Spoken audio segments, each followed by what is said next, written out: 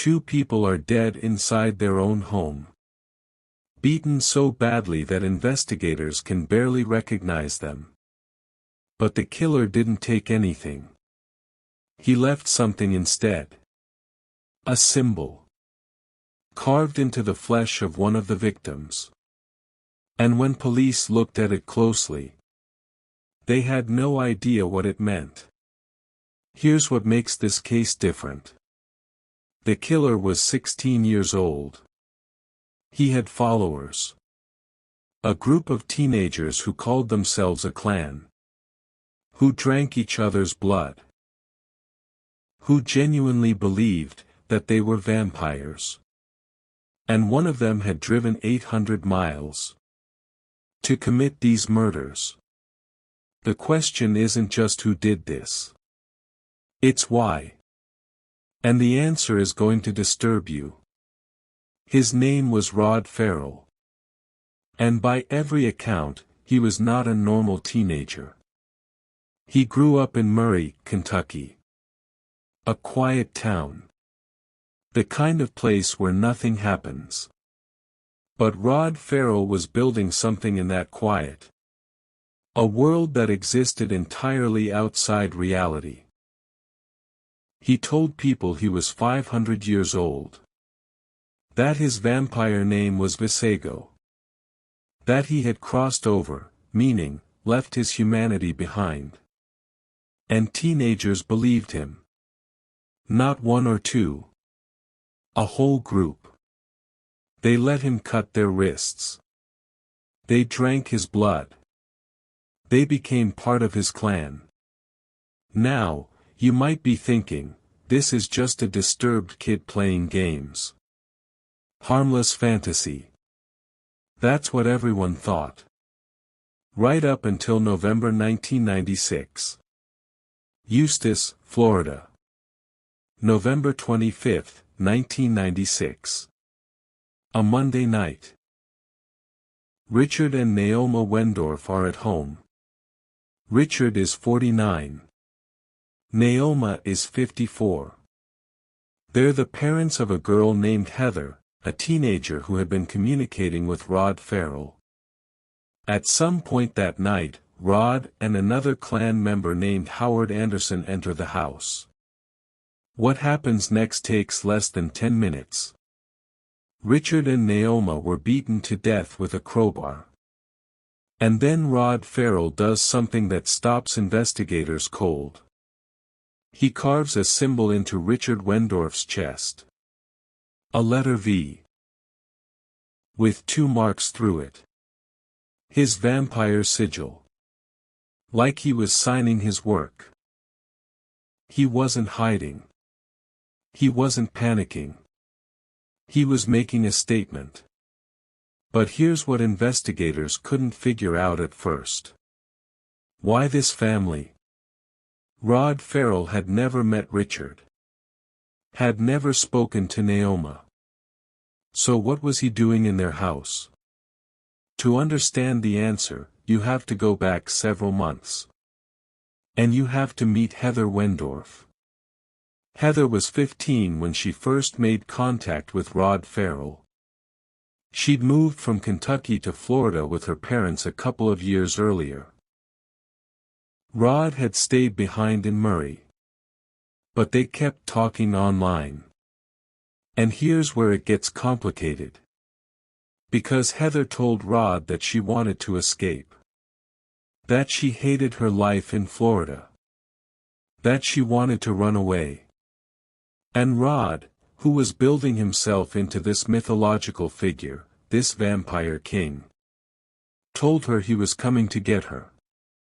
Now. Stop for a second.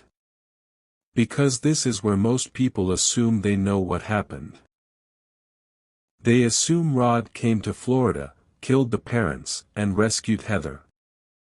Like some twisted, violent fairy tale. But that's not exactly right. And the difference matters enormously. Rod Ferrell drove to Florida with 4 other teenagers. Howard Anderson. Dana Cooper. Charity Kesey. And Heather herself, who had come to meet them. They spent time together before the murders happened. They hung around. They talked. They made plans. And at some point, a decision was made. But investigators couldn't work out whose decision it was. Because here's the thing. Heather Wendorf said she had no idea her parents were going to be killed. She said she thought Rod was just going to help her run away. But Rod Ferrell told a completely different story. He said Heather had asked him to do it. That she had specifically wanted her parents dead. That this was the condition of her joining the clan. Two completely opposite accounts. One of them is lying. And here's where it gets even stranger. After the murders, Rod didn't run. Not immediately. The group, all 5 of them, including Heather, drove away from the house. And went to an amusement park. Universal Studios. A 16-year-old who had just beaten 2 people to death. Went to Universal Studios. Bought food. Walked around. Acted normal. This is the detail that investigators kept returning to. Because it speaks to something deeply unsettling about Rod Ferrell's psychology. He didn't feel what most people feel. Not guilt. Not fear. Not urgency. He felt like he had just completed a task. The group eventually left Florida and drove north. They were heading for New Orleans. And this is where things unraveled. Because Heather, despite everything that had just happened, called a friend back in Florida. She told that friend she was okay. And that friend told someone else. And within hours, police had a lead. The group was stopped at a motel in Baton Rouge, Louisiana. All 5 arrested. And when police searched the car, they found the crowbar. Still in the vehicle. Rod Ferrell hadn't even thrown it away. Now here's the part that never gets discussed properly. Because the public narrative around this case has always been simple. Dangerous teenage cult leader. Vulnerable followers. Tragic victims. And that's all true. But it leaves out something important. When Rod Ferrell was interviewed, investigators expected fear. Or denial. Or at least some kind of performance. What they got was something else entirely. Rod Ferrell was proud. He spoke about the murders with almost clinical detachment. He explained the symbol he carved. He explained the crossing over ritual. He didn't try to minimize what he had done. Because in his mind, he hadn't done anything wrong.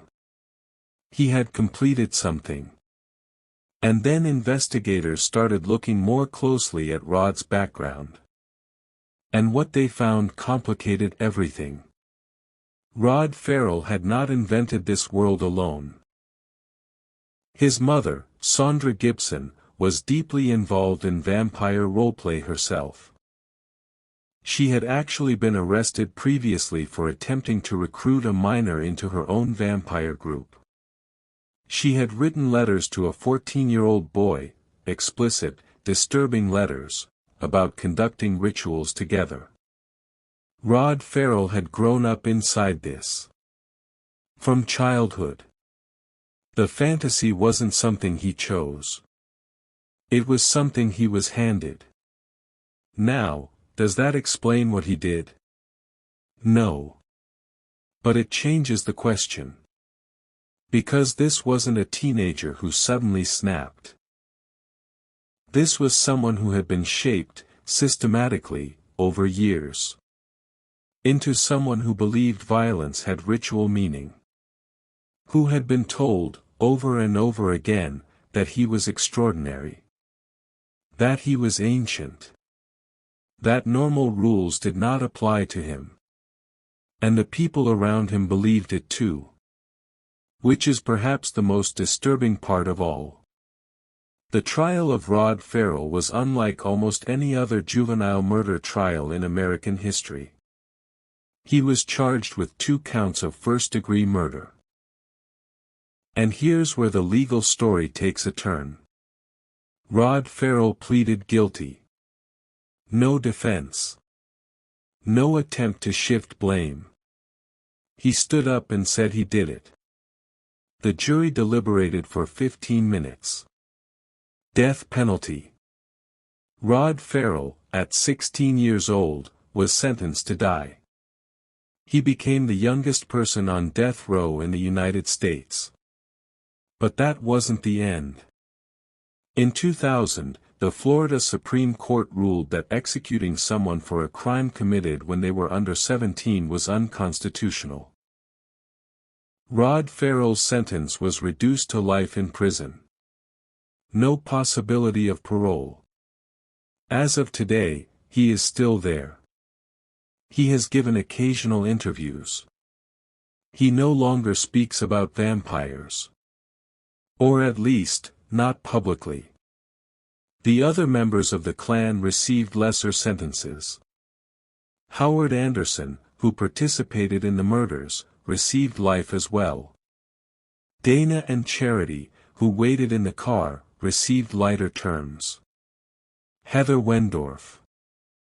This is the one that stayed complicated. The grand jury refused to indict her.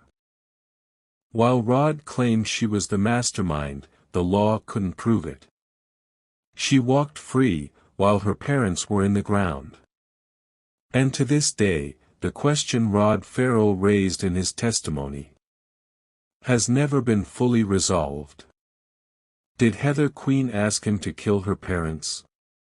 Or was she a frightened teenager, manipulated by someone who had spent his entire life being told he could do anything he wanted? Nobody knows.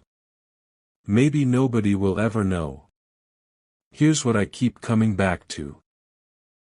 Rod Ferrell didn't appear from nowhere. He was built by a mother who modeled delusion as identity. By a community that dismissed warning signs as teenage drama. By an online world, even a primitive 1990s version of it, that let a disturbed kid find others who would tell him he was special. By the time Rod Ferrell was 16, he had been rehearsing this version of himself for years. And everyone who could have interrupted that process didn't. 2 people died because of that. And a group of teenagers had their lives hollowed out. Not because a vampire killed them. But because nobody stopped a very damaged child before he became a very dangerous one. That's the real horror of this case. It wasn't supernatural. It was entirely, completely, human.